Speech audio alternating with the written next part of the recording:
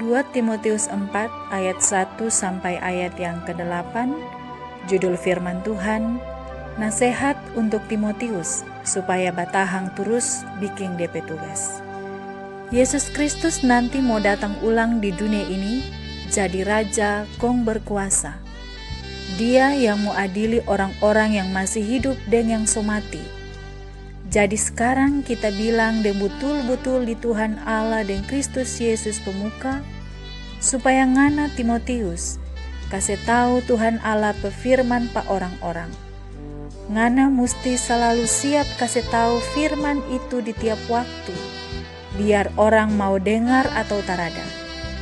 Kalau dorang bikin salah, ngana togor pa dorang lah dorang barenti. Terus ngana kasih kuat dong pe hati, ladong iko ajaran yang betul. Dan sementara ngana bikin semua itu, ngana musti kasih ajar baik-baik pada orang dengan sabar. Ngana musti rajin bikin itu, karena akan ada DP waktu, orang-orang tara mau dengar lagi ajaran yang betul. Malah dorang cuma mau panggil guru-guru agama yang dorang suka. Guru-guru itu mau bilang pada dorang hal-hal yang dorang suka dengar saja, supaya cuma iko dorang pemau. Dorang tara mau dengar ajaran yang betul. Dorang lebih suka dengar cerita-cerita yang tara guna. Tapi biar begitu Timotius, ngana musti tetap tenang dalam semua hal. Kalau ngana bikin ngana petugas kon dapat siksa, ngana musti sabar. Ngana kasih tahu pa orang-orang kabar baik itu, supaya dorang jadi percaya pa Yesus. Dan semua tugas yang Tuhan so kasih pangana, bikin baik-baik sampai selesai. Kong tentang kita rasa kita pe waktu sutara lama lagi. Kita pe hidup sekarang kita serahkan pa Tuhan, sama dengan minuman yang kasih tacura bikin persembahan pa Tuhan. Sama dengan begitu, kita pe hidup sutara lama, kita mau mati untuk Tuhan. Kita so kerja keras bikin kita petugas itu dengan baik sampai selesai. Sama dengan orang yang iko lomba lari sampai di finish. Dan kita tetap percaya pada Yesus Kristus. Satu contoh lagi, kalau orang iko lomba kon juara, dia dapat hadiah. Begitu lagi dengan kita. Tuhan so kasih sedia kita pe hadiah, karena dia lihat kita hidup betul pada dia pe muka. Hadiah itu dia simpang, kon nanti dia mau kasih pa kita di hari yang dia mau adili pas semua orang dengan adil. Hadiah itu bukan cuma kita yang mau dapat, tapi semua orang yang percaya yang tunggu-tunggu dia datang lagi, dorang mau dapat. Dalam bahasa Melayu Maluku Utara, ini mau menunjukkan kepada kita bahwa dalam komunikasi kita dengan Tuhan itu begitu sederhana. Tidak ada lagi alasan bahwa saya tidak bisa berdoa karena saya punya kata-kata terbatas. Saya selalu bilang bahwa dengan doa itu kita berbicara dan Tuhan dengar, dan dengan firman Tuhan, Tuhan bicara dan kita dengar. Firman Tuhan tadi, Tuhan berbicara dengan bahasa yang paling sederhana, dan kita mendengarkan firman Tuhan itu. Kita juga bisa berbicara kepada Tuhan dengan cara yang semacam ini di dalam doa-doa kita. Tema firman Tuhan hari ini, penuhilah panggilan pelayanan. Penuhi panggilan pelayanan. Kalau panggilan pelayanan berarti sifatnya mengajak, bukan memaksa. Setiap orang yang diminta untuk memenuhi panggilan pelayanan itu sifatnya mengajak, bukan dipaksa. Jadi kalau kita dipanggil untuk melayani, itu berarti kita diajak oleh Tuhan karena ada janji kemuliaan di akhirnya. Rasul Paulus memenuhi panggilan pelayanan itu, dan dia ajak juga Timotius dan semua saudara-saudara yang percaya lainnya.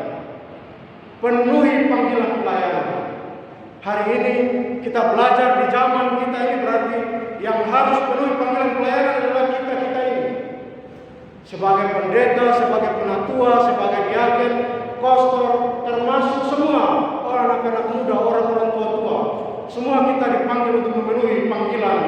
pelayanan ini. Rasul Paulus memberi pesan kepada Timotius dan juga kepada kita. Beritakanlah firman Tuhan.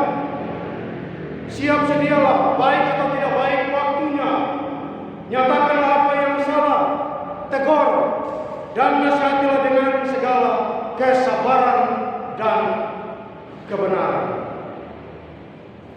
Ini adalah permohonan Rasul Paulus kepada Timotius dan semua saudara yang percaya sampai kita di zaman ini. Saudaraku, untuk kita mengenal lebih jauh firman Tuhan ini, saya akan sampaikan dalam 3 poin kebenaran, 3 bagian. Yang pertama, mengapa tugas memberitakan firman Tuhan harus ditunaikan? Ini poin pertama, mengapa tugas memberitakan firman ini harus ditunaikan? Karena Timotius diperhadapkan dengan 2 masalah. Masalah yang dihadapi Timotius ini sama dengan kita juga saat ini. Ada masalah internal, ada juga masalah eksternal. Masalah internalnya adalah karakteristik jemaat yang diperhadapkan kepada Timotius. Ada masalah eksternalnya. Masalah eksternalnya adalah ada guru-guru palsu yang mengajarkan hal-hal yang bertentangan dengan firman Tuhan. Kalau di zaman itu guru-guru palsu mengajarkan filsafat, mengajarkan hal-hal yang dalam bahasa Paulus dibilang dongeng. Karena dalam filsafat Yunani ada ajaran tentang Sophia, hikmah yang diajarkan, dan ada ajaran-ajaran hikmah dari Socrates, Aristoteles. Itu ajaran-ajaran itu ada yang bertentangan dengan hikmat Yesus Kristus, yang bahkan menganggap bahwa salib adalah kebodohan. Karena yang diajarkan adalah filsafat. Jadi Paulus bilang kepada Timotius bahwa ada 2 persoalan ini. Karena itu harus bijaksana. Ada masalah internal, kondisi jemaat yang lebih suka dengan ajaran-ajaran palsu. Mereka mulai cari guru-guru menurut kehendak hatinya. Dan ada masalah eksternal, memang guru-guru palsu sedang berkeliaran. Saudara-saudaraku yang kekasih, Paulus bilang kepada Timotius bahwa akan datang saatnya orang tidak dapat menerima lagi ajaran sehat dan tak suka lagi dengan ajaran yang baik-baik, ajaran Injil Yesus. Tetapi mereka akan mengumpulkan guru-guru menurut kehendaknya dengan maksud untuk memuaskan keinginan telinga. Mereka akan berpaling dari kebenaran dan senang dengan dongeng. Tidak suka dengan firman Tuhan, tetapi lebih senang dengan dongeng-dongeng. Kondisi semacam ini, kalau kita refleksikan dalam kehidupan kita saat ini, kira-kira sama atau tidak? Kira-kira mirip-mirip kata ada dengan kondisi orang saat ini. Kondisi bahwa orang tidak suka yang benar. Kalau yang benar itu sifatnya lebih banyak mengkritik, mengkoreksi kita tidak suka. Saya pernah sampaikan di khotbah-khotbah sebelumnya bahwa berkatnya kadang-kadang kita suka, tetapi latihan yang dari Tuhan, ajaran yang dari Tuhan, didikan yang dari Tuhan, kita tidak mau. Berkatnya kita mau, tapi pendidikannya kita tidak mau. Saudara, kondisi semacam ini ada juga dalam kehidupan kita. Kondisi umat di zaman ini memiliki 3 karakteristik, 3 kecenderungan. Saya sudah sering bilang, tapi saya ulang-ulang lagi karena ini selalu ada. Kecenderungan yang pertama adalah ada umat yang punya kecenderungannya di mata. Ada juga yang punya kecenderungannya di mulut. Ada juga yang punya kecenderungannya di perasaan. Mulai dari yang pertama, yang punya kecenderungannya di mata.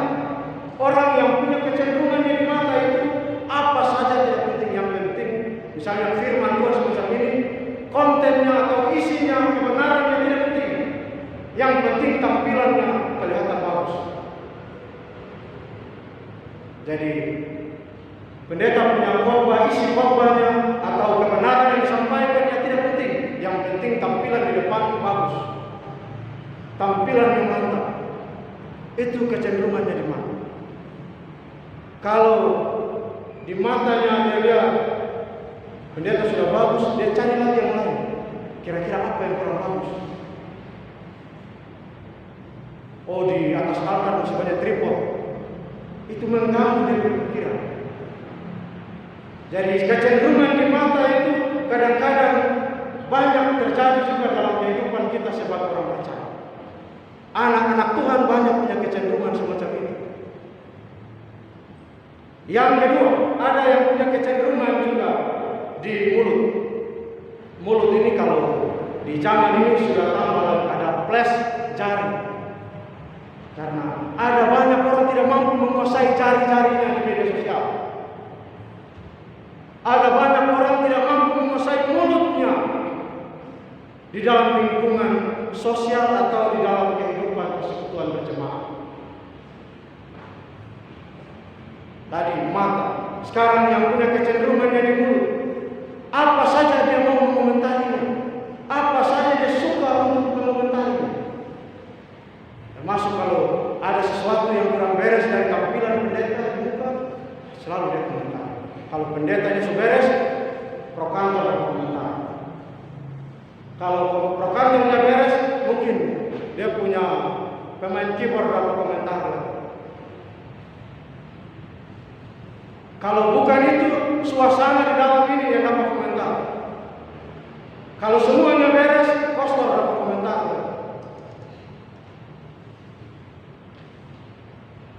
Jadi itu punya kecenderungan yang di mulut. Begitu juga tadi saya bilang mulut flash jari. Sampai di media sosial juga kita harus belajar untuk menguasai diri. Yang ketiga, perasaan. Orang semacam ini ada banyak di kalangan anak-anak Tuhan. Di dalam kehidupan anak-anak Tuhan ada banyak yang punya kecenderungan di perasaan. Orang semacam ini sifatnya gampang kecewa, gampang tersinggung, gampang marah-marah, dan lain-lain sebagainya. Kenapa? Karena dasarnya bukan iman, tetapi perasaan.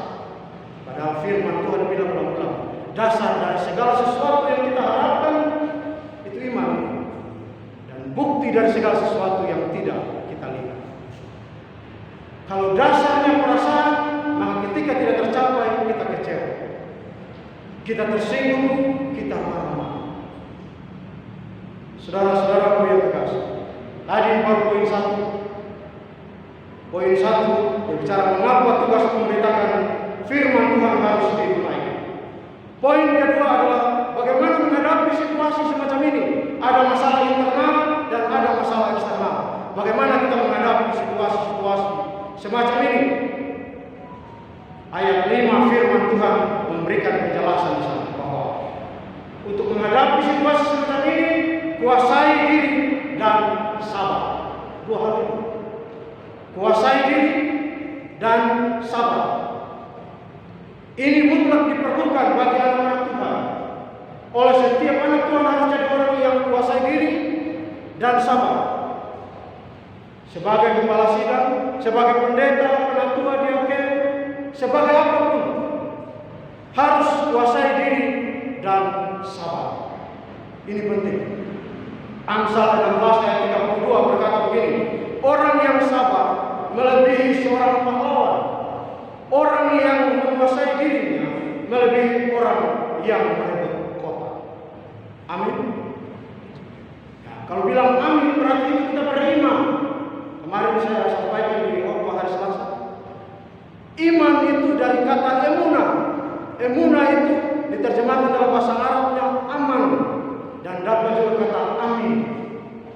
Jadi iman, emunah, aman, amin sama saja. Yang pasti, sungguh, benar. Jadi ketika kita bilang iman itu kita beriman. Dasar segala sesuatu kehidupan kita harus yang kita letakkan adalah iman itu. Iman itu sungguh-sungguh kepada Tuhan Yesus. Yang ketiga, tunjukkan kesaksian hidup dan teladan. Yang ketiga adalah tunjukkan kesaksian hidup dan keteladanan. Dan bagi Paulus, tadi di ayat 6 dan seterusnya, hidup dan matinya adalah persembahan yang indah di hadapan kita. Ini juga yang mau diteladankan oleh Paulus kepada Timotius, dan Timotius juga harus jadi teladan bagi jemaat, dan semua orang percaya di zaman itu jadi teladan untuk orang-orang seterusnya. Kita saat ini juga harus hidup jadi kesaksian dan jadi teladan bagi yang lain. Saudara, Yeremia pasal 29 ayat 11 tadi di nats pembimbing firman Tuhan kita tadi. Sebab aku mengetahui rancangan-rancangan apa yang ada padaku mengenai kamu. Saya kasih contoh, misalkan kalau saat ini saya bilang, sebab aku mengetahui rancangan apa yang ada tentang kamu. Kalau Ramses saya bilang, aku tahu rancangan apa yang ada padamu. Saya Tuhan, kalau saya bilang begitu. Apa jawab Ramses? Aku tahu rancangan apa yang tentang kamu. Apa jawab? Jawabnya adalah, ya saya percaya. Tetapi kalau saya bilang, aku tahu rancangan apa yang ada padamu, lalu Ramses bilang, kalau begitu kasih tahu Pak. Itu kurang ajar teman. Hubungan kita dengan Tuhan itu tidak begini. Begini, Tuhan di atas kita di bawah. Karena itu tidak penting kita tahu masa depan kita. Yang penting Tuhan tahu. Kalau Tuhan tahu, Tuhan yang akan atur. Ya, aku percaya. Amin. Tuhan memberkati semua.